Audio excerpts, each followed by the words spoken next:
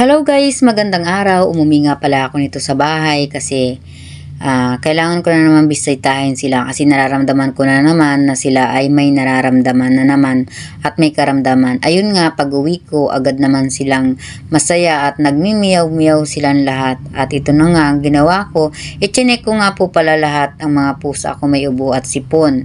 Kasi po, kawawa naman po sila. Talaga pong ilang taon na po rin pong mga alaga ito. 2 years na rin po kami nagsasama. Ito nga po pala si Green ay nagkasakit po yan at nawala din siya ng almost 2 months o 3 months. Sa awa ng Diyos po ay nakabalik po siya.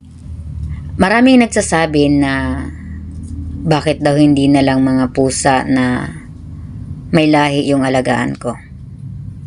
Para sa akin po kasi ang dami naman po kasing pusa na nasa lansangan. Ang dami naman na pusa na nandyan lang sa tabi-tabi na pwede kang pumulot. Gagastos ka pa ba? Ito na nangangailangan sila ng tulong. Bakit hindi mo na lang sila alagaan? No? Mababait sila, talagang sila yung malalambing. Tapos hindi sila masyadong sakitin talaga. Sa totoo lang, itong mga pusa ko na to ay talagang 2 taon na sa akin at hindi ko sila ipagpapalit kahit kanina.